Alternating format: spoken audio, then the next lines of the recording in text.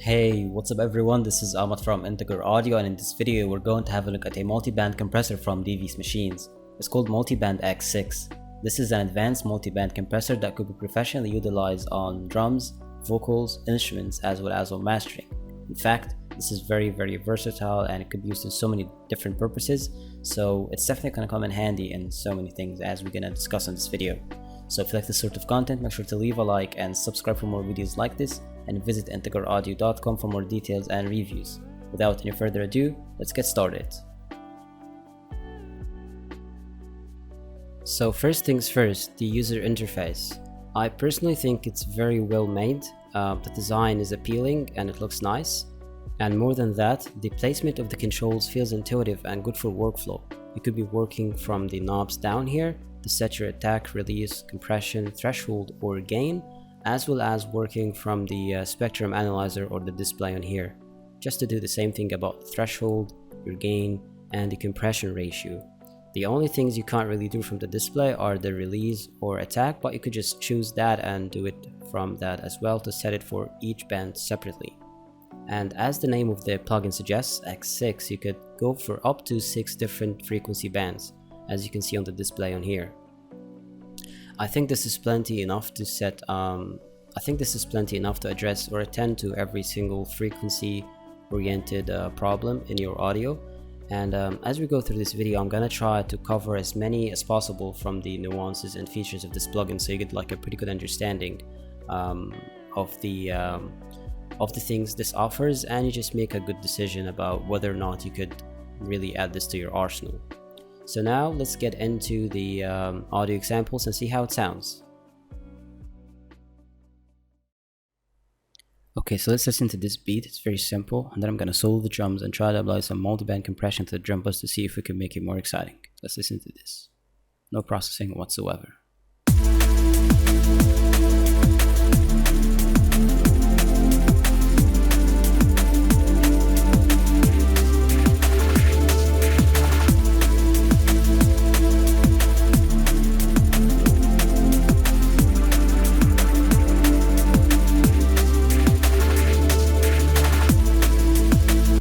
Okay, it sounds very simple, but the drums kinda could use some more energy. So if I turn this on, let's solo the drums first, and they sound something like this.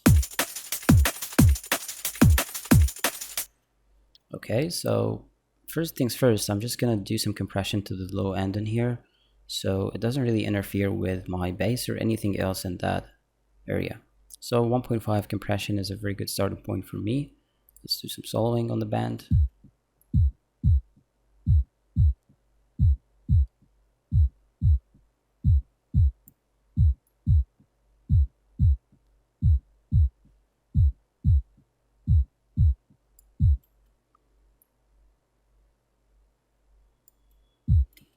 I like to have a fast release, or rather a fast attack, and a slow release, just to leave some breathing room for the low end in here. Just like that, sounds good.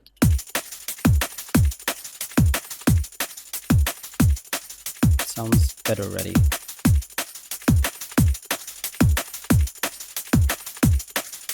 Okay, moving on to the mids. I kind of like to have a so that's one cool thing actually, is if you have multiple bands and you just want to control multiple controls at the same time, for both of them at the same time rather, you could just hold shift and press on that band. You could solo both at the same time if you wanted. You could edit both at the same time. It's a very convenient way to just help some fast workflow, I guess. So let's go on to this one's from 123 to like 652. I'll probably go like 2 or something, 2 to 1.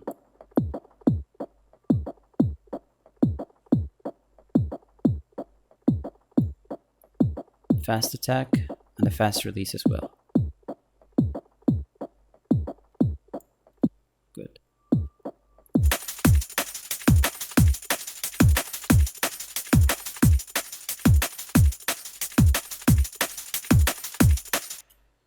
This is kind of part of the snare and part of the and mostly like the kick is getting the punchier, or like the crunchier part of the kick is just getting sound better as well. And this is something that yeah, it just sounds better now. So when I'm mixing this, it's just going to be way easier actually. It's a little bit changing the fundamentals of the sound itself, and I might be going over the top in here with some of the things I'm doing, but it's just mostly for demonstration purposes. Just keep that in mind. Okay, moving on to like the high mids. I'll probably do something similar, around 1.7 maybe. A fast attack. Rather, let's try this with like a slower attack and a slow release as well, actually.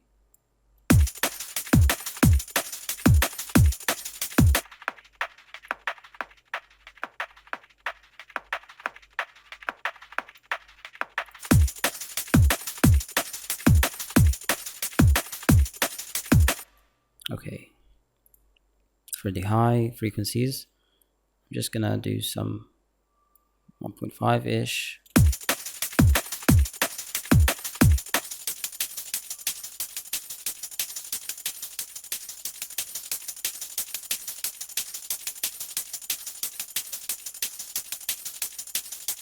Maybe more. And for the attack, it's gonna be fast attack and a fast release as well. Let's listen with and without, and then I'm gonna listen to the context of the song as well.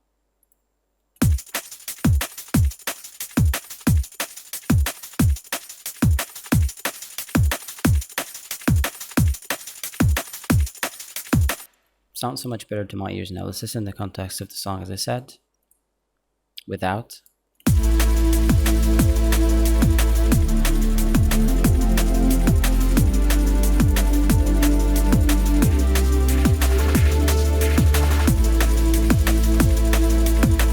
Better.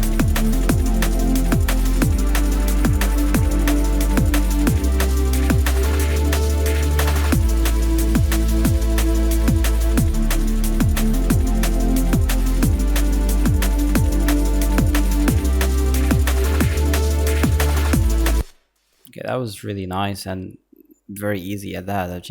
And it's really fun as well.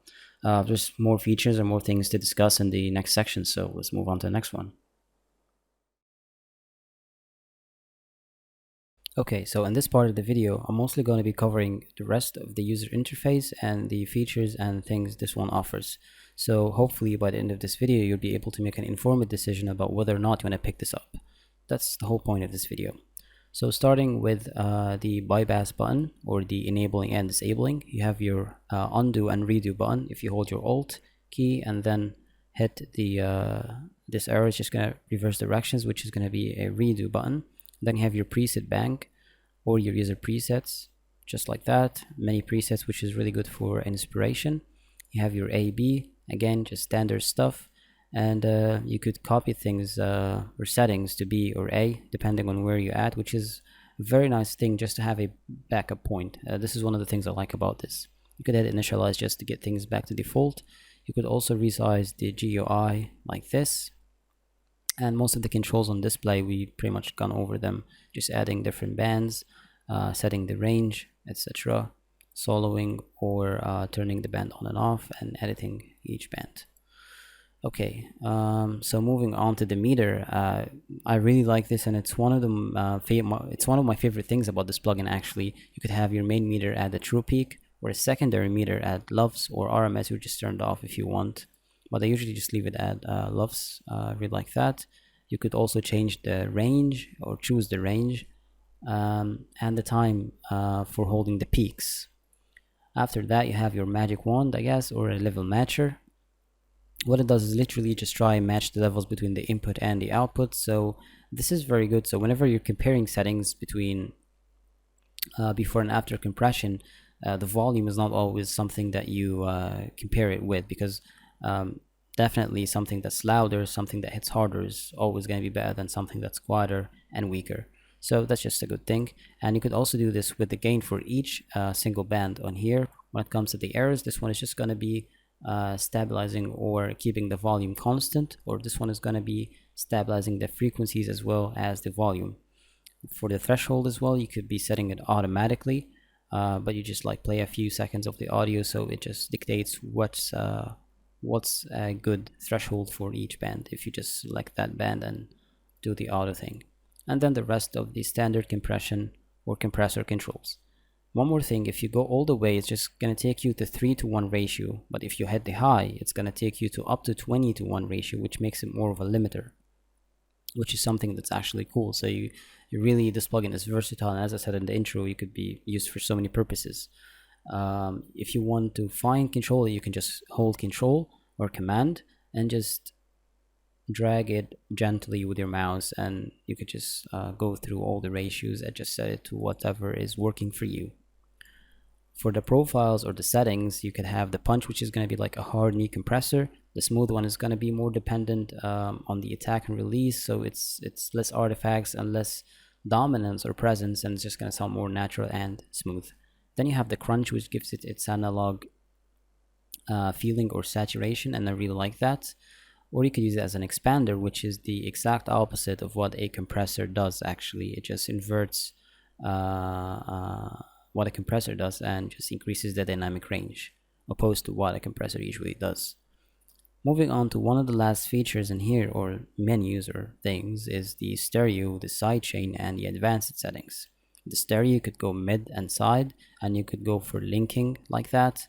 For the sidechain, you could choose the source, whether it's internal or external.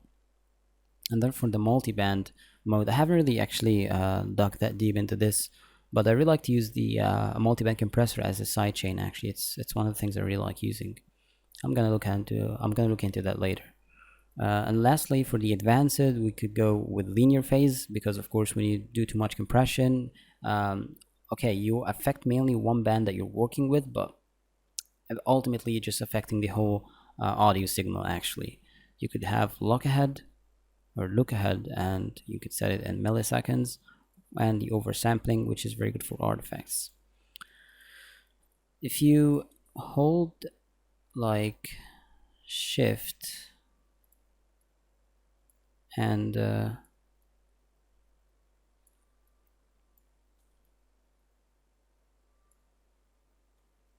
drag this, it's actually going to do the tilting on here.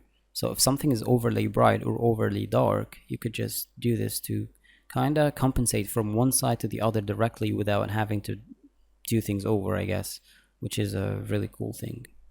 I saw this before on Pulsar's 8200 EQ plugin. It was really cool. And I saw it on other plugins as well. Again, nothing of this is like crazy unique or a breakthrough. It's good to know it's there. So let's move on to the next one and maybe play some more audio examples. For this one, I'll be applying the multiband compressor to a vocal track. I'll be using it in two ways. First one is going to be a de-esser, and the second one I'll be using it to clean things up in terms of the muddiness and maybe any harshness that might be still present even after de-essing. In the higher frequencies, maybe a little bit in the high mids and such. So let's listen to this vocal track with no processing, maybe just some EQing to it. That's pretty much it. And after that, I'm going to apply the compressor and see how it sounds.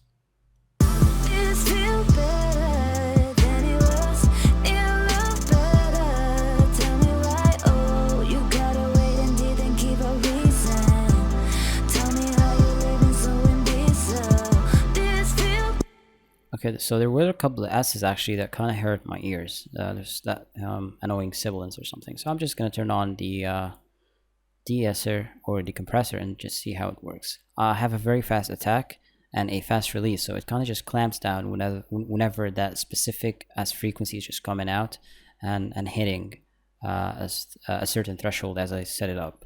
So let's listen again with the de-esser engaged.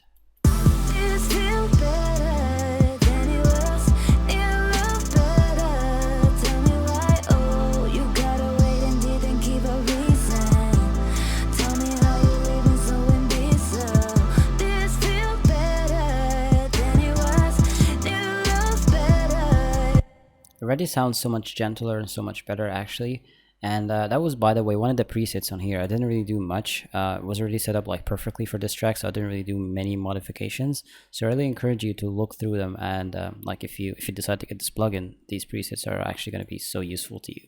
So that's for the de-esser. I'm just going to leave it engaged, and now I'm just going to go for the second one, And this one is supposed to be for vocal clarity, and as you can see from the spectrum or the display in here, I just eliminated most of the low end, which is a great reason for the muddiness. But you don't want to overdo it so it doesn't sound thin. Even if it's a female vocal, you still kind of have to keep it warm to some extent, just to give it a nice vibe and just to carry the vibe of the track. So I'm just gonna leave the settings for you to look at while I play the song, and then I'm just gonna take it on and off so you can tell the differences. This feels better than it was. It love better. Tell me why. Oh, you gotta wait and didn't give a reason. Tell me how you're leaving so indecisive. This feels better than it was. It love better. Tell me why. Oh, you gotta wait and didn't give a reason. Tell me how you're leaving so indecisive. Okay, so one of the things I did is actually just level match them, so you don't inherently just think, as I said before, just when you perceive things as they're louder, they are automatically better in some books, and that's not entirely wrong actually. It's just more exciting when it's louder and just sounds better because you kind of hear more details and stuff. So for this one, just try to match the levels through this automatic feature, and very helpful actually, did a great job. So let's listen to this one again. With and without engagement. So this is without. This feels better than it was. It love better.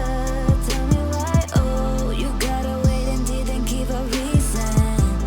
Tell me how you're leaving so indecisive. This feels better than it was. It love better. Tell me why. Oh, you gotta wait and didn't give a reason. Tell me how you're leaving so indecisive. You could instantly tell the difference, and it just sounds so much sonically better. And yeah, even when it's at 60% mix level, it's not even like entirely engaged all the way. So yeah, that's a thumbs up from me.